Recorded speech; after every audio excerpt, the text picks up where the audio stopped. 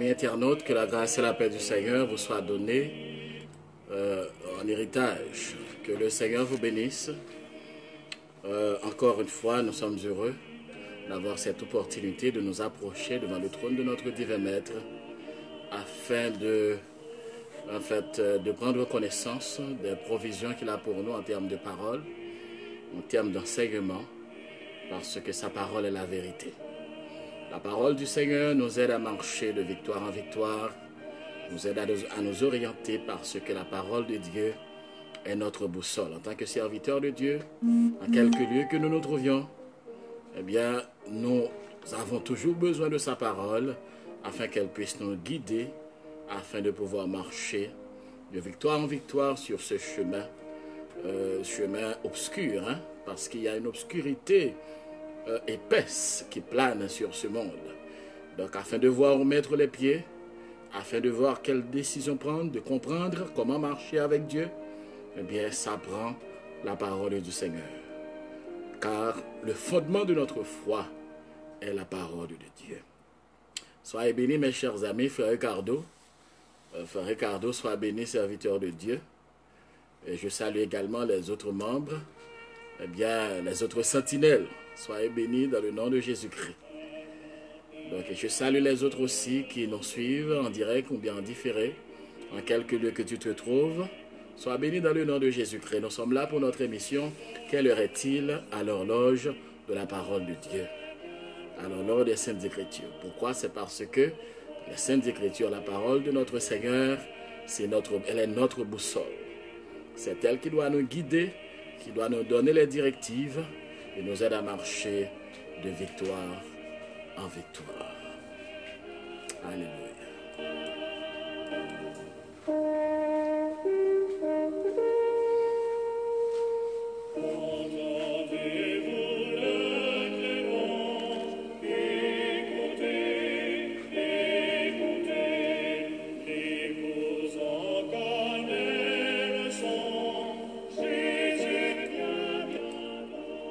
Avant de prier le Seigneur, nous allons lire le psaume 111.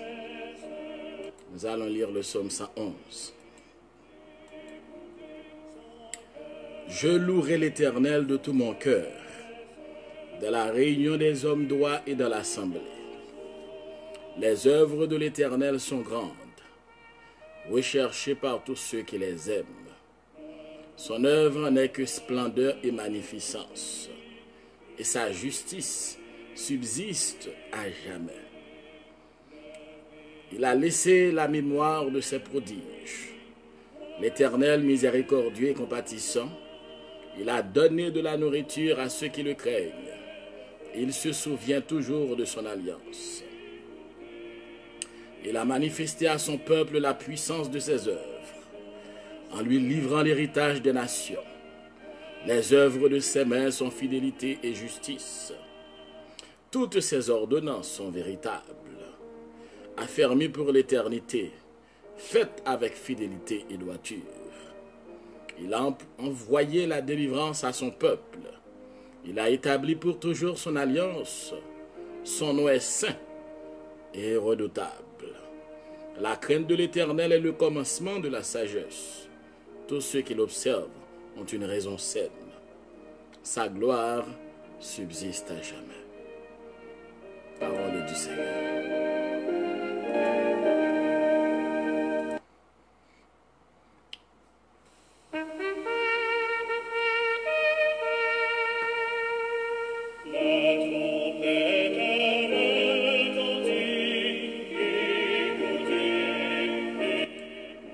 Prions le Seigneur. Dieu de toute éternité, nous t'adorons et te louerons, Seigneur. Nous te sommes infiniment reconnaissants pour ta grâce, ta bonté et ta fidélité. Merci pour les multiples bienfaits que tu as déjà usés envers nous. Merci, ô Dieu, pour l'héritage de ta parole. Oui, ta parole est la vérité. C'est elle qui nous a libérés. C'est elle, ô Dieu, qui nous aide à marcher sur le chemin de l'éternité. C'est sur elle que notre foi est fondée. Merci Seigneur pour cette journée que nous avions passée dans ta présence. ô Dieu, trois fois saint. Merci pour la présence de ton Saint-Esprit. Merci, Seigneur, pour les multiples miracles et prodiges que tu continues à faire pleuvoir autour de tes enfants et pour tes enfants et dans toute l'humanité, car tu es un Dieu de miséricorde et de compassion. Nous te supplions, ô Dieu, d'intervenir, de bénir nos amis, ceux-là qui participent toujours avec nous, ô Dieu, dans le cadre de cette émission. Quelle heure est-il à l'horloge de la parole de Dieu? Seigneur, nous te supplions d'aider chacun de nous à voir clairement quelle heure est-il, afin que nous puissions, ô Dieu, nous arranger davantage, nous approcher de toi davantage et continuer à marcher de victoire en victoire. Parce qu'à mesure que nous nous approchons de ton retour, de l'heure de ton retour, Seigneur, l'ennemi continue, ô Dieu, d'augmenter tout ce qu'il a de pression, de boniment, de continuer, Seigneur, à verser tout ce qu'il a de mensonges. Oh, il continue, ô Dieu, à augmenter en nombre. Ô Dieu, les faux prophètes, les faux docteurs, les faux, de façon à brouiller la carte, à continuer de semer la confusion. Nous te supplions, ô Dieu, d'étendre ta main bénie sur tes enfants. Donne à chacun de nous la grâce d'avoir toujours l'œil ouvert, d'être vigilant, ô Dieu, afin que nous puissions rester debout, garder la foi jusqu'à ce que tu reviennes. Donne à tes enfants, ô Dieu, un nouveau revêtement de puissance, de grâce, d'onction, de force, de vigilance. Il est vrai que tu nous as dit dans ta parole, je vous envoie comme des brebis au milieu des loups, soyez prudents comme des serpents. Oh Dieu, nous ne pouvons pas être prudents sans être revêtus de la puissance du Saint-Esprit. Car l'ennemi contre lequel nous nous battons, oh Dieu. Oui, mais nous nous battons dans la victoire. C'est un ennemi, oh Dieu, qui est la manifestation, la personnification de la ruse. C'est un ennemi, oh Dieu, qui ment dès le commencement. Il est le roi du mensonge. Et nous savons que si nous sommes munis, oh Dieu, de toutes les armes spirituelles, la victoire est au rendez-vous.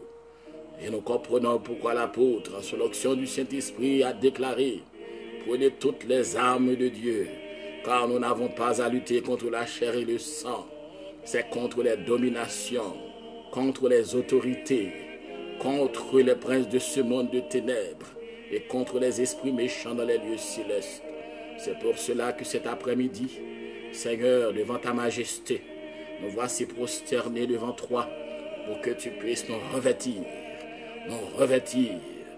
revêtir des puissantes armes spirituelles, pour que tu, Seigneur, afin que nous soyons désormais des soldats beaucoup plus aguerris, ô Dieu, et de monter en front, afin de prononcer tes oracles, afin de parler en ton nom, afin de proclamer ta parole, ô Dieu, pour la liberté de ceux-là qui croiront. Nous comptons sur ta présence, Seigneur. Nous te supplions d'intervenir dans chacun des foyers, chacune des familles, ô Dieu, surtout les familles de ceux-là qui sont avec nous. Nous te supplions d'intervenir dans leur maison. Puisses-tu, ô Dieu, étendre ta main bénie. Peut-être qu'ils font face à des situations difficiles. Ô Dieu, qu'ils sont confrontés à des problèmes apparemment insolubles. Mais nous savons que toi, tu es le plus grand des mathématiciens. C'est toi, ô Dieu, le Tout-Puissant. Il n'y a aucun problème, il n'y a aucune difficulté qui peut se tenir devant toi. Nous te supplions, ô Dieu, d'intervenir en faveur de ceux-là qui sont continuellement frappés, ô Dieu, par les ravages de ce prétendu virus, Seigneur.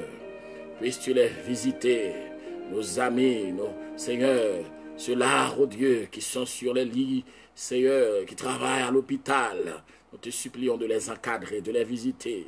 Donne-leur la force, la puissance, la résistance, la résilience, Seigneur, afin qu'ils puissent faire œuvre qui vaille. Puisses-tu intervenir en faveur de ton peuple. Donne-nous, céleste Père, une nouvelle effusion du Saint-Esprit, Puisses-tu continuer à baptiser du Saint-Esprit, oh Dieu, tes serviteurs, afin qu'ils puissent, oh Dieu, enflammer de l'esprit de ton Saint-Esprit, monter, tant enflammé du Saint-Esprit, monter au front, afin de proclamer l'évangile, cet évangile qui est la puissance, ta puissance, oh Dieu, pour le salut de quiconque croit, d'être te manifester encore avec nous, Seigneur, car c'est toi notre enseignant. Puisses-tu te manifester autour de nous, souverain des cieux, afin, Seigneur, nous puissions trouver ce que tu as de bénédiction, de grâce, oh Dieu. Préserve tes serviteurs, préserve-nous, oh Dieu, des flèches, des représailles de l'ennemi, car il sait qu'il combat avec l'énergie du désespoir. Oh Dieu, toi, foi saint, nous comptons sur ta présence et ton amour. Au nom de Jésus-Christ, nous te prions, celui auquel soit la louange et la gloire, l'honneur, la magnificence, au siècle des siècles. Amen.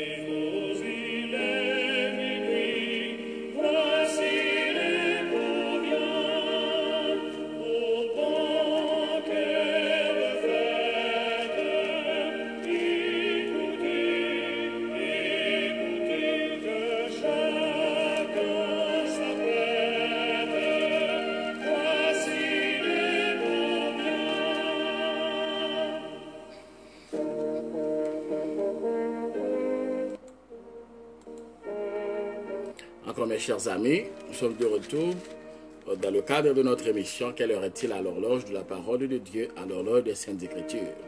Je salue encore nos amis, ceux-là qui viennent d'arriver, Tachou, Frère Hippolyte, il paraît que c'est uniforme, je m'en souviens.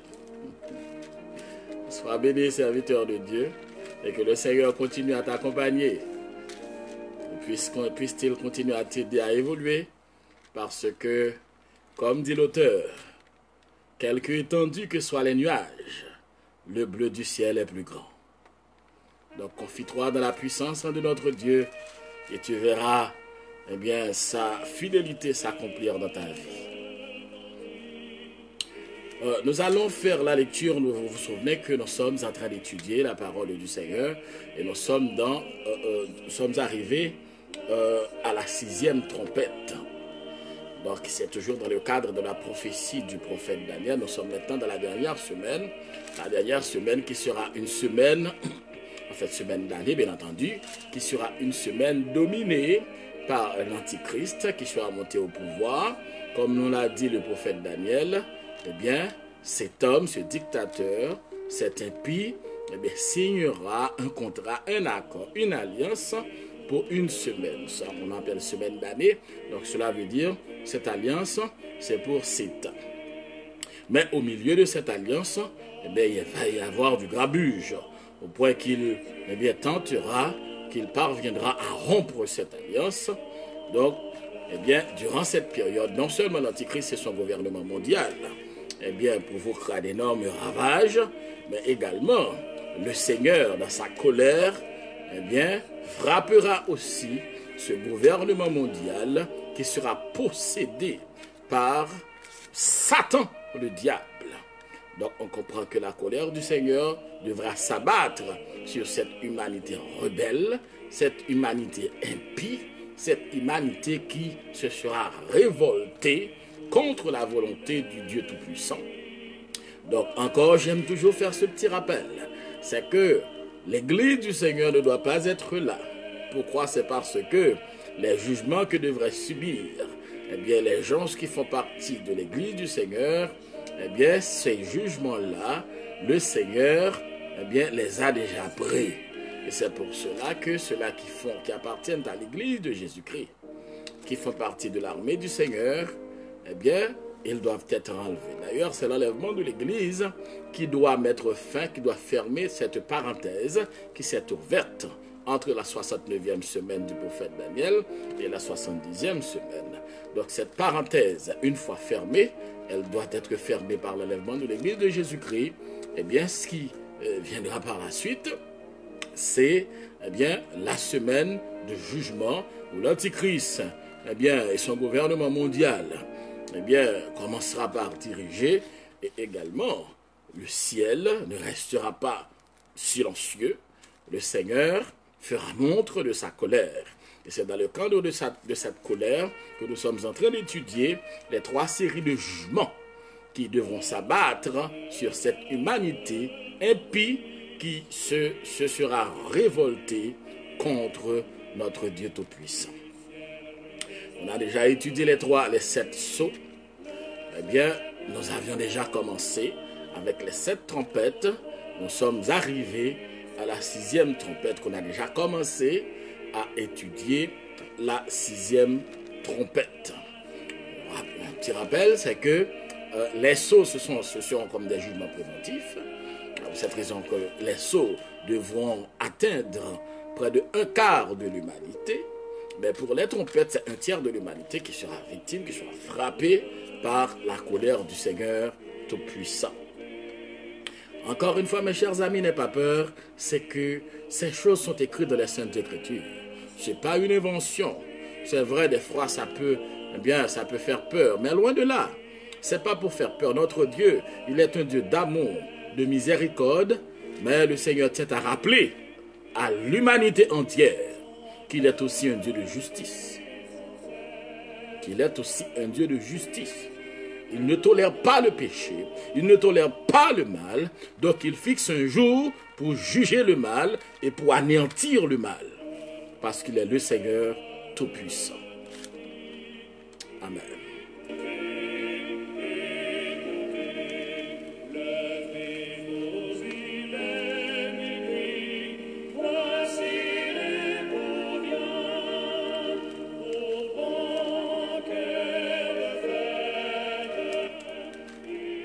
Le 6e ange sonna de la trompette, et j'entendis une voix venant des 4 cornes de l'autel d'or qui est devant Dieu, et disant au 6e ange qui avait la trompette, délie les 4 anges qui sont liés sur le grand fleuve d'Euphrate, et les 4 anges qui étaient prêts pour l'heure.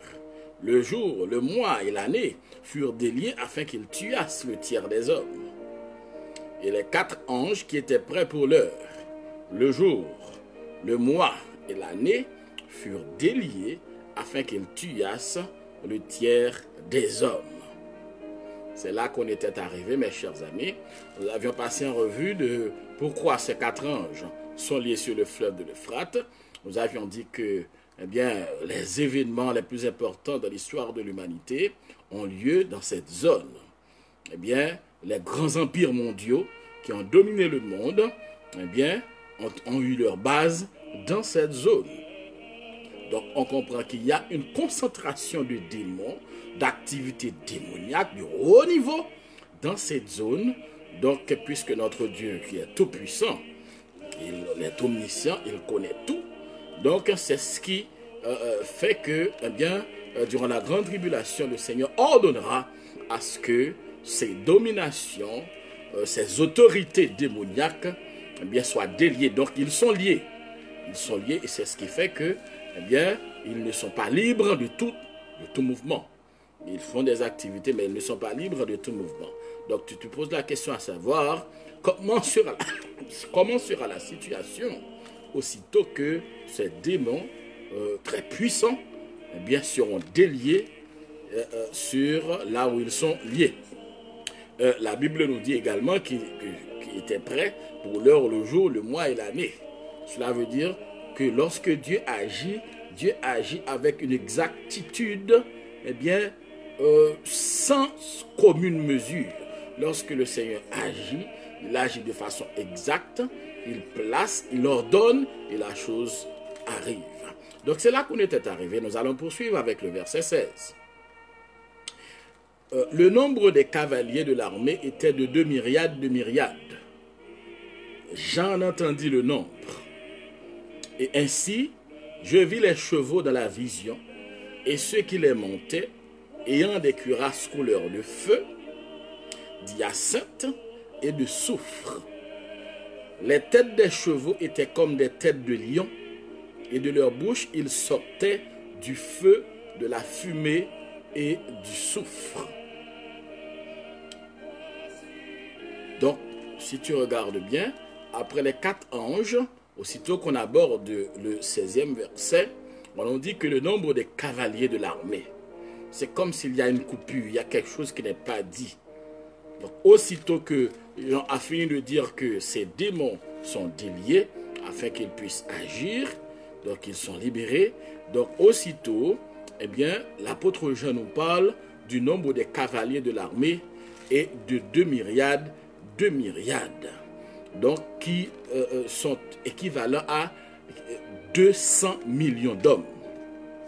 Donc il y a une armée qui sera déployée et cette armée doit contenir près de 200 millions d'hommes.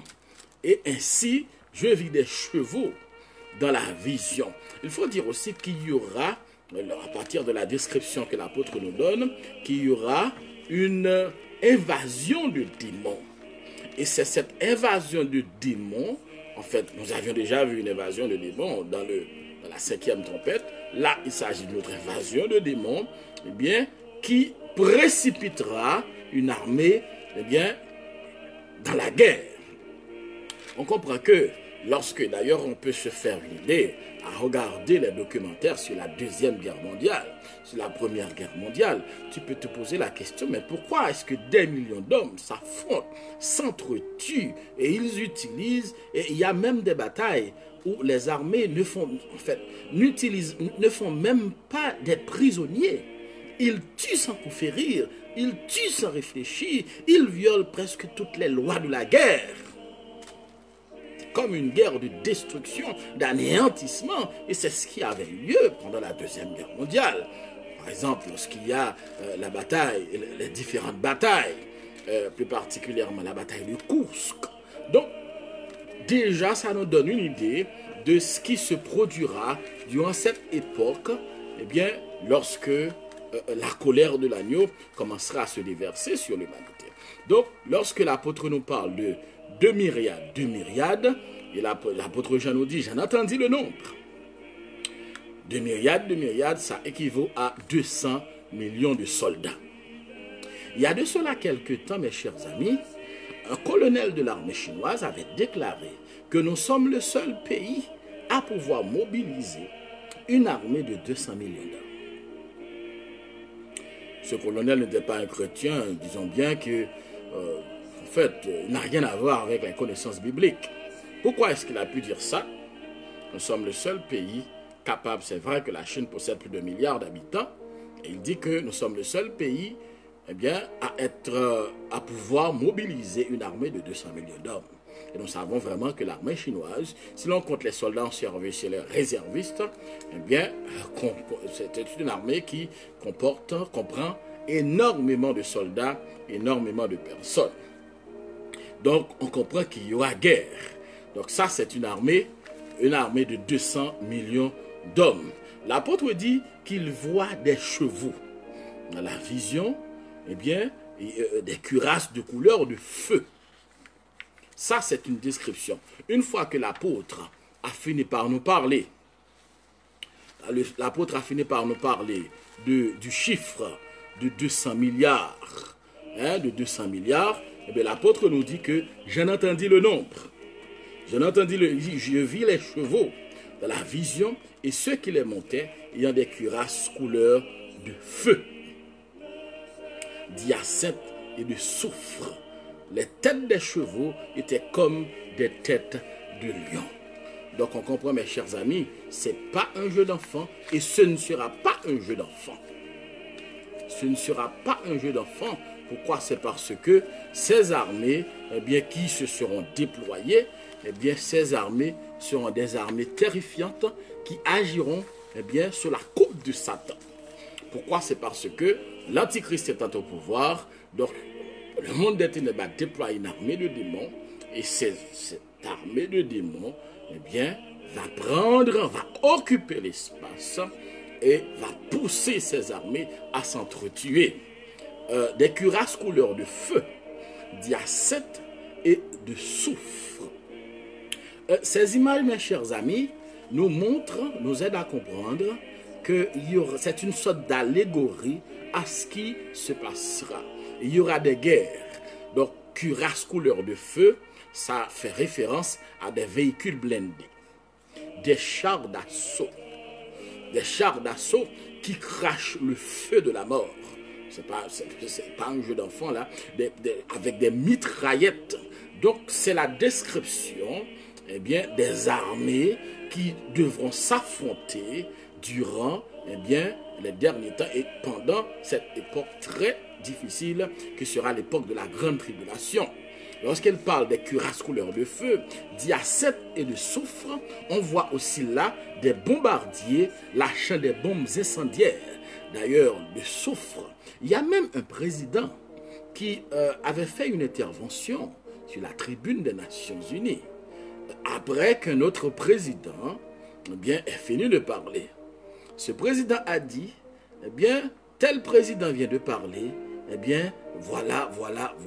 Donc, on comprend que le soufre ici fait référence à l'utilisation des armes nucléaires.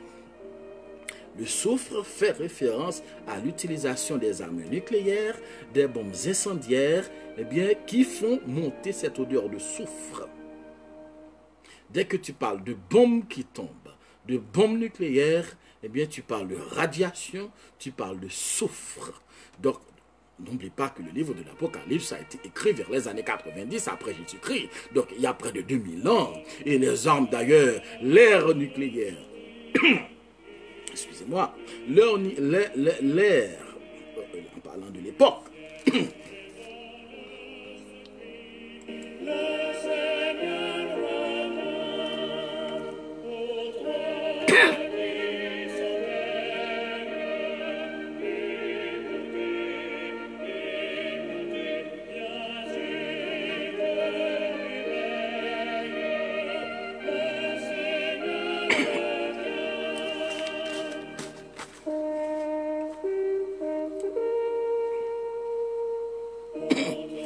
oui.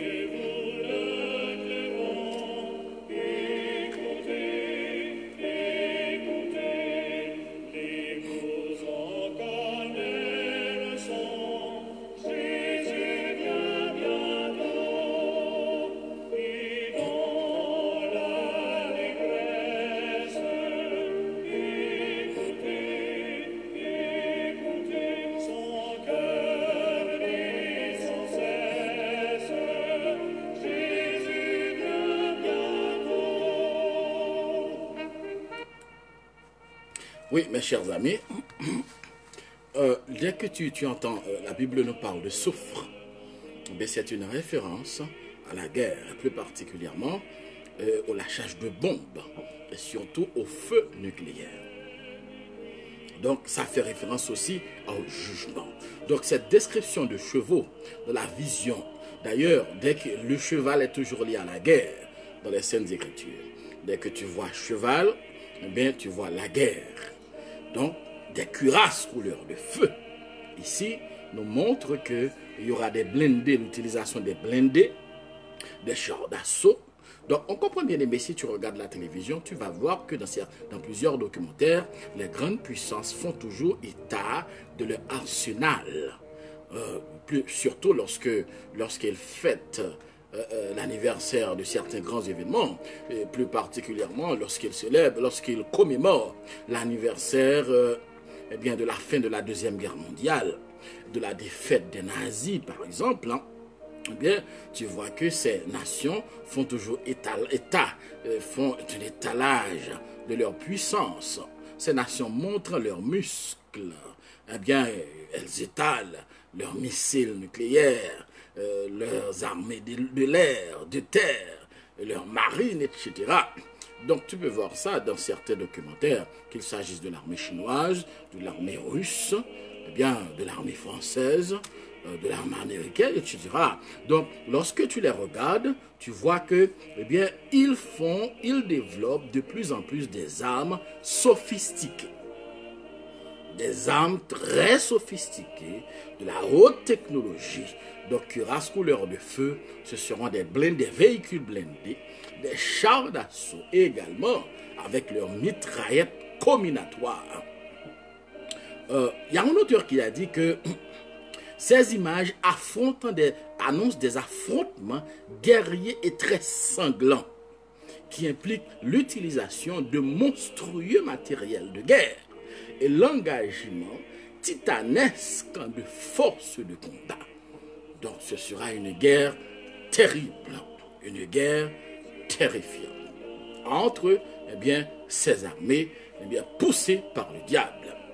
D'ailleurs, lorsque tu regardes des guerres, plus particulièrement les guerres de la Première Guerre mondiale, les affrontements de la Première Guerre mondiale, les tueries, les massacres de la Deuxième Guerre mondiale, tu commences par te poser la question, mais c'est quoi cette folie meurtrière? Pourquoi des millions d'hommes s'entretuent des fois pour un lopin de terre, pour un petit territoire de quelques mètres, de quelques kilomètres? Ces armées s'entretuent, ces armées se battent impitoyablement.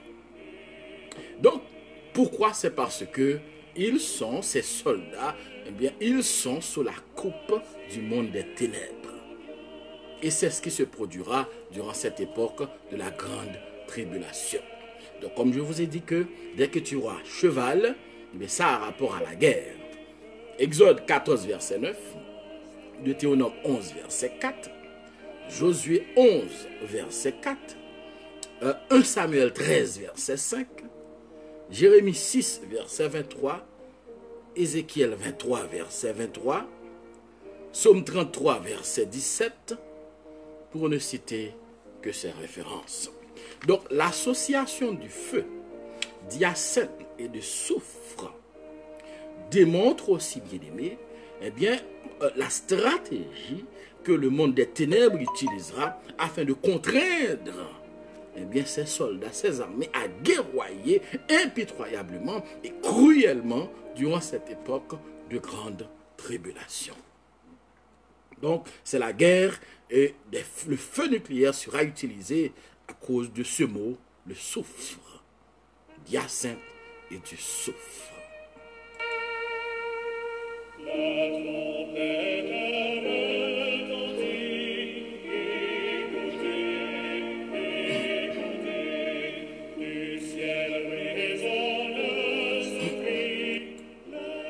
Donc, on comprend bien aimé que ce n'est pas sans raison que les armées du monde conservent jusqu'à présent leur arsenal nucléaire. Leur arsenal nucléaire. Pour la Russie, il y a plus de 6400 têtes nucléaires, d'ogives nucléaires. Pour la France, pour la Chine aussi, pour ce qu'on appelle ce club de pays qui possèdent des armes nucléaires. En fait, il y a des pays qui possèdent des armes nucléaires. Ce sont des pays qui en fait, ce sont des armes nucléaires déclarées. Mais il y en a qui possèdent, mais qui ne déclarent pas avoir des armes nucléaires. Donc, on comprend pourquoi, en dépit de nombreux décrets qui sont sciés, des décrets pour la réduction des armements des ogives nucléaires, des décrets pour la suspension des armements, malgré de nombreux décrets qui sont sciés, aucun de ces décrets ne peut tenir vraiment. Pourquoi? C'est parce que les nations sont prises, sont dominées par une sorte de folie meurtrière. Elles dépensent énormément d'argent dans l'acquisition des armes de destruction, des armes thermonucléaires, des armes pouvant détruire l'humanité. Et si tu vois, les budgets militaires des pays ne font que s'augmenter. Il n'y a aucun pays qui diminue leur budget militaire. La Chine est en train d'augmenter de façon colossale son budget nucléaire. Les autres pays aussi, ils augmentent. Pourquoi? C'est parce qu'il y a une confusion, une peur qui s'est installée dans l'humanité. L'un a peur de l'autre. Même s'ils signent des contrats, même s'ils font partie de la même organisation, telle que le G7, G8, G20, etc., mais ils sont très méfiants, et c'est pour cela que chacun garde son arsenal militaire et continue à l'actualiser, à l'augmenter, de façon à se rendre beaucoup plus meurtrière, à rendre son armée beaucoup plus meurtrière. Donc il faut dire que durant la grande tribulation, lorsque ces anges, ces démons seront relâchés, eh bien cette folie atteindra son apogée, son paroxysme. Mais cette folie a commencé, bien entendu. En fait, pourquoi? C'est parce que lorsque tu regardes les dépenses qui sont effectuées pour l'alimentation en eau, pour la verdure, pour l'écologie, les dépenses qui sont faites pour l'éducation. Lorsque tu regardes les budgets, les dépenses qui sont faites pour assurer le bien-être des populations sur le plan éducatif, sur le plan sanitaire, etc. Ces dépenses sont minimes comparées aux dépenses qui sont faites dans le domaine de l'armement, dans le domaine militaire, dans le domaine de la défense. Donc on comprend que cette folie meurtrière a déjà commencé par habiter les grands dirigeants de ce monde. Donc tout ce que le monde des ténèbres attend, c'est que l'épouse de Jésus-Christ ait disparu. Aussitôt que l'église du Seigneur est enlevée, eh bien cette folie atteindra son paroxysme au point que ces nations s'entretueront, eh bien, en s'envoyant les uns sur l'autre des armements, des missiles terrifiants tels que les missiles nucléaires. Donc on comprend pourquoi jusqu'à présent, c'est parce que c'est le monde des ténèbres qui domine ces peuples. Pour cette raison, même s'ils sont signent des décrets, mais chacun garde jalousement son arsenal nucléaire de façon à ce que, dans l'éventualité d'une guerre, ils ne soient pas les premières victimes.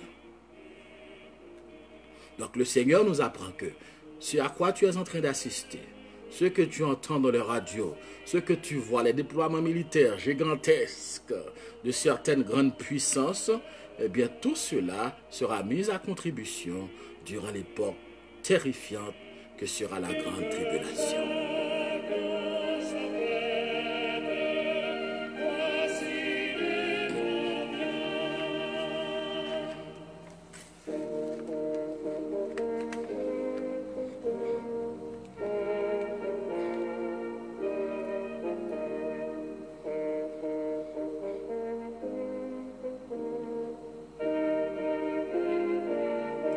On dit également que les têtes des chevaux étaient comme des têtes de lions. L'histoire nous dit que le lion est considéré comme le roi des animaux. On dit aussi que la tête du lion traduit l'acuité visuelle de cet animal et son intelligence aussi. Donc tu as l'habitude de voir le lion peut s'attaquer à des animaux qui sont même beaucoup plus puissants que lui.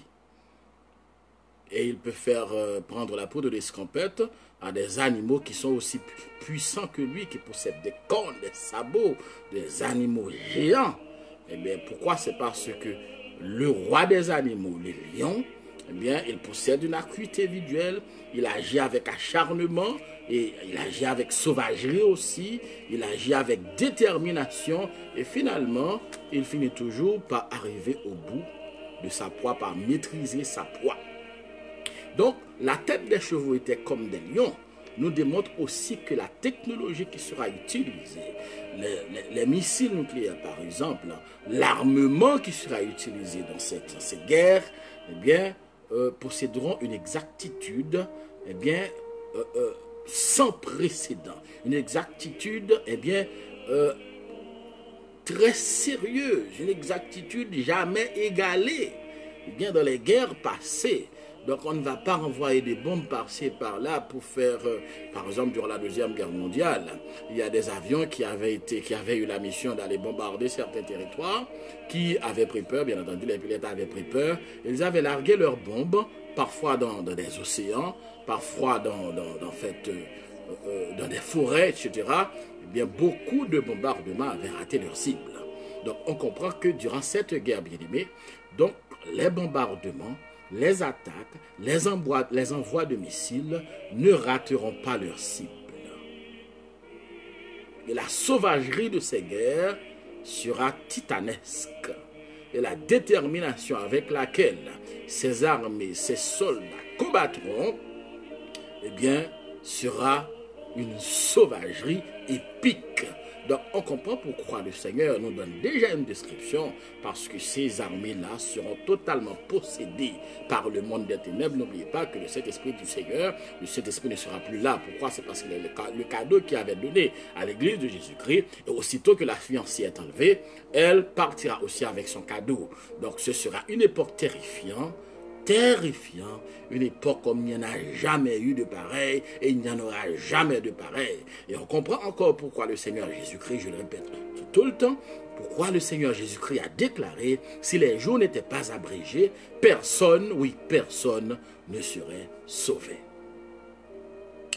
De leur bouche, on nous dit aussi, bien aimé, que l'impressionnante force de frappe surnaturelle, eh bien, ébranlera complètement, cette impressionnante force de frappe, ébranlera complètement la société humaine. Donc, on comprend lorsqu'on commence à parler de nouvel ordre mondial, eh bien, tout a commencé par chambarder. Tout a commencé par chambarder et les choses continueront à augmenter en intensité. Donc, même l'atmosphère subira, eh bien, les méfaits de ces attaques, les méfaits de ces guerres, les survivants, eh bien, ne seront qu'elles cessent de vouer. Pourquoi? C'est parce qu'ils font partie, pour beaucoup d'entre eux, des gens qui se sont rebellés contre la puissance de Dieu. De leur bouche, il sortait du feu, de la fumée et du soufre. Donc, ça, c'est de leur bouche.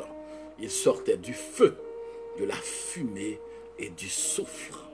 Donc là, on est en train de parler de l'artillerie, des chars d'assaut, avec leurs têtes de canon, qui lancent du feu, qui lancent de la fumée, qui crachent du soufre, et des avions qui bombardent aussi avec leurs missiles. Donc on est en train de nous présenter là, mes chers amis, le théâtre des opérations militaires, qui verra l'utilisation massive des armes modernes, équipées d'une technologie de pointe qui leur rendra effroyablement meurtrière. Sur champ de bataille, bien entendu. Donc, à part la quantité de matériel de guerre et de haut niveau, bien entendu, de haut niveau de sophistication, eh bien, de ces différentes armadas, eh bien, on comprend aussi que les belligérants, le haut commandement de ces belligérants sera totalement sous l'influence du monde des ténèbres. Leurs réflexions seront influencées par Satan et toute leur science aussi, eh bien, sera sous l'inspiration des fausses valeurs que le gouvernement mondial, l'Antichrist, leur a déjà inculquées. Donc, on comprend que d'ici quelques mois, quand même, parce que ce devait être fait depuis le mois de mai, soit le mois de mai, et ce devait être fait, la signature pour qu'il y ait une nouvelle éducation, parce que sous peu, on fera une nouvelle éducation pour mettre définitivement de côté les profondes valeurs chrétiennes, les valeurs théologales et en particulier les valeurs cardinales, pour venir avec d'autres valeurs, aussitôt que les dirigeants de ce monde, eh bien, auront fini de s'asseoir pour mettre leur signature au bas de cet acte de partenariat. Donc on comprend que ça marquera un tournant décisif, eh bien, dans ce monde pour ce nouvel ordre mondial. Ça devait s'être fait dans les mois passés, mais à cause de ce présent du virus, eh bien, on a dit que ça se fera peut-être dans le mois d'octobre ou de novembre. Donc on comprend que l'on approche sérieusement de l'enlèvement de l'Église de Jésus-Christ. Pourquoi? C'est parce que la grande tribulation s'approche. Donc, bien aimé, on comprend que cette fumée et ce soufre, eh bien, ce sont des armées, eh bien, des guerres technologiques. C'est ça l'utilisation de la technologie de pointe, eh bien, qui pourra cracher autant de feu, envoyer des missiles, eh bien, afin de faire beaucoup plus de dégâts. Pourquoi? C'est parce que cette humanité, eh bien, sous l'influence de Satan, se sera rebellée contre le souverain des cieux, et la colère de l'agneau, eh bien, comme les dirigeants de ce monde le diront, eh bien, dès l'ouverture du 6e sceau, la colère de l'agneau est venue qui peut subsister.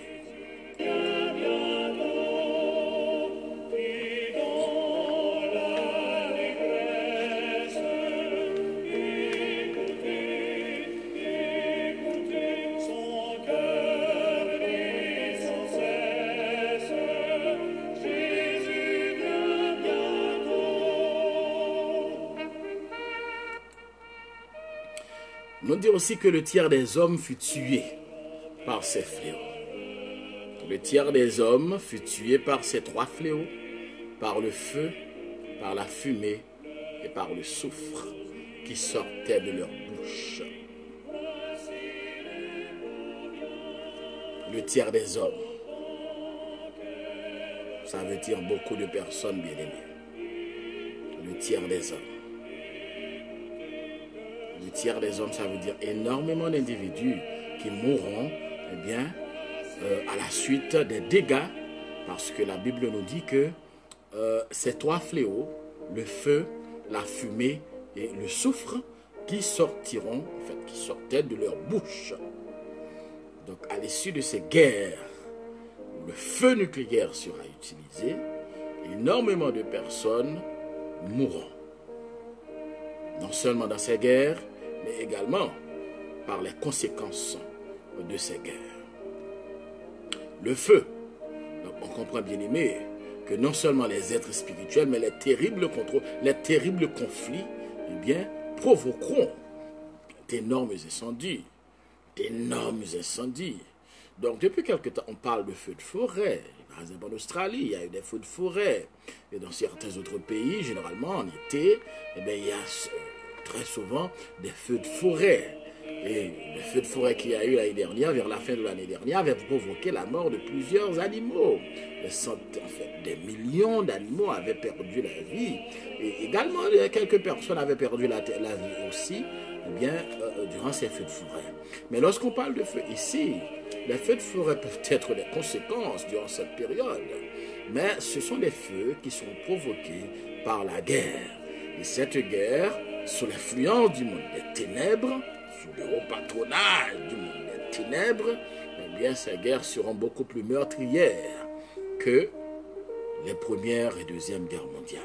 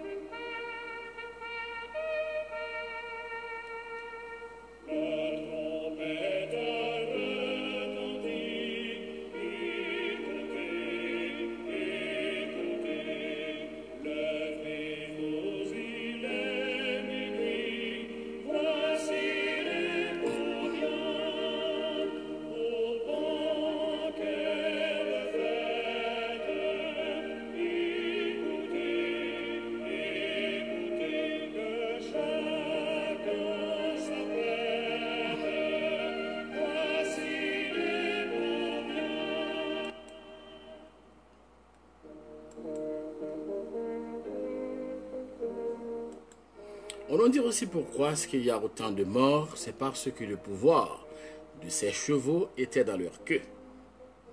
Et dans leur queue, dans leur bouche et dans leur queue. Et leur queue était semblable à celle des serpents. Oui, leur queue était semblable à celle des serpents, si nous lisons dans la parole de Dieu, car le pouvoir des chevaux était dans leur bouche et dans leur queue. Leur queue était semblable à des pouvoirs des serpents ayant des têtes. Et c'est avec elles qu'ils faisaient du mal. Donc là encore, bien aimé, le Seigneur est en train de nous décrire les attaques, les guerres, les conflits hautement meurtriers, eh bien, qui auront lieu, qui s'éclateront durant cette époque ô combien difficile, ô combien terrible. N'oubliez pas que durant les guerres passées, eh bien, des grands dictateurs avaient provoqué la mort. Les grands dictateurs avaient provoqué la mort de plusieurs millions de personnes. On parle même de plus de 62 millions de personnes qui avaient trouvé la mort. Donc on comprend que ce chiffre sera anodin à côté eh bien, du chiffre qui devra être donné. Est-ce qu'on aura la possibilité de contrôler? ce qui se produira. Pourquoi? C'est parce que la Bible nous a déjà dit qu'un tiers de l'humanité, là, on est en train de parler de plus de 62 millions, des millions de personnes, eh bien, seront victimes. D'ailleurs, une seule armée pourra déployer sur le théâtre militaire, sur le théâtre de la guerre, eh bien, pour une armée de 200 millions d'hommes. Donc, les autres armées qui eh bien, participeront au combat, au conflit, eh bien, fera eh bien, un nombre beaucoup plus élevé. Donc, ce sera des guerres eh bien, vraiment meurtrières durant cette époque de folie meurtrière. Pourquoi? C'est parce que les hommes eh bien, qui vivront durant ce moment-là eh bien, feront partie des gens qui se sont rebellés, qui se seront révoltés contre l'autorité divine, contre la volonté de Dieu.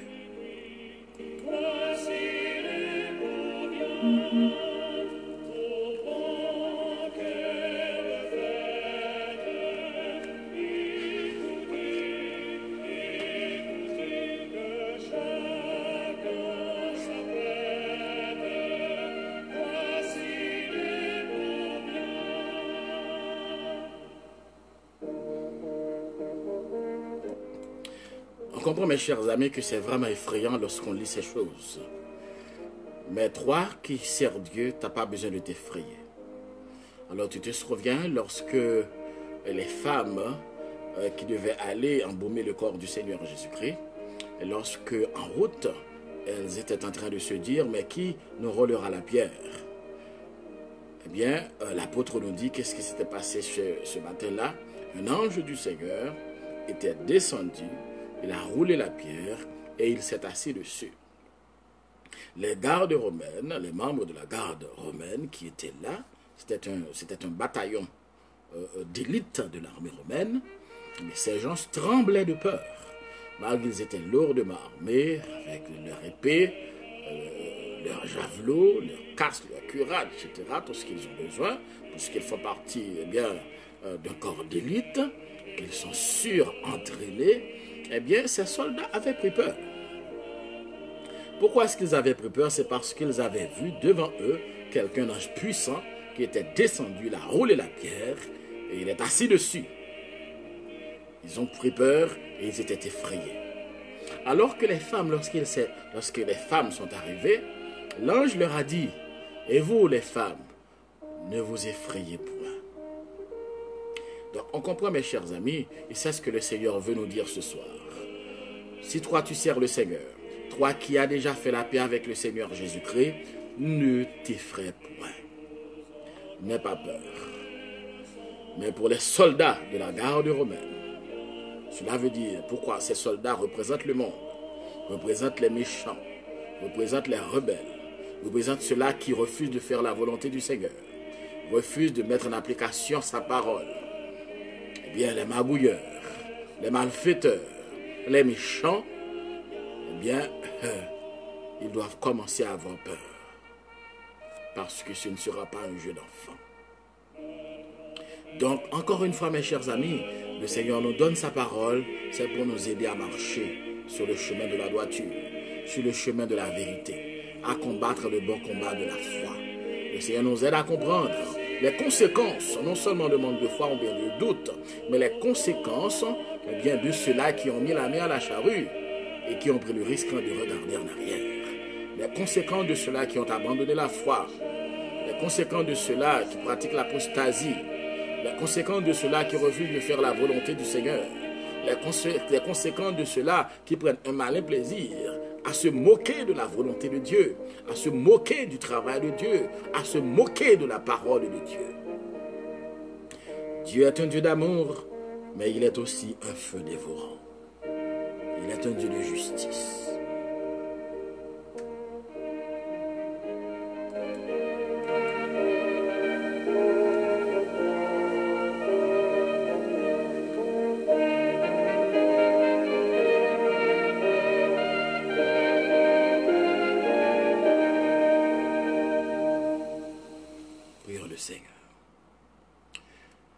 Dieu de merveille, Dieu de toute éternité, nous te sommes infiniment reconnaissants pour ta grâce, ta bonté, ta fidélité. Merci Seigneur de nous avoir assistés bénis ce soir. Merci pour nos amis qui nous ont assistés, qui ont participé avec nous Seigneur. Nous te supplions de les visiter, ô Dieu en retour. Céleste Père, permets que ta parole puisse demeurer dans nos cœurs, dans notre vie. Donne-nous la grâce, ô Dieu, de marcher de victoire en victoire, de combattre le bon combat de la foi et de résister jusqu'au sang. Permets que tes serviteurs qui se trouvent souverains des cieux puissent avoir la foi, une foi fondée sur ta parole, et qu'ils puissent se tenir debout au milieu de la cohue des événements, de cette confusion qui règne dans ce monde. Donne-nous ta parole, souverain des cieux, et donne-nous la grâce de ne pas avoir peur. Donne-nous la grâce, ô Dieu, de prendre garde à la façon de nous marchons, à la façon de nous persévérons, à la façon de nous pratiquons ta parole. Car chaque de nous aura à rendre compte de la façon dont il s'était comporté par rapport à la connaissance de ta parole. Permets que nous puissions passer une agréable nuit, ô Dieu, dans ta sainte volonté et sous ta protection. Nous comptons sur toi, souverain des cieux. Préserve tes serviteurs, donne-nous la grâce, afin que nous puissions non seulement mettre en pratique ta parole, mais également nous retrouver pour continuer, ô Dieu, à creuser et à nous ressourcer dans la connaissance de ta parole, car ta parole est la vérité. Au nom de Jésus-Christ, ton Fils, notre divin Sauveur et Rédempteur, nous te prions, celui auquel soit la louange, l'honneur, la magnificence, l'autorité, la grâce au siècle des siècles. Amen.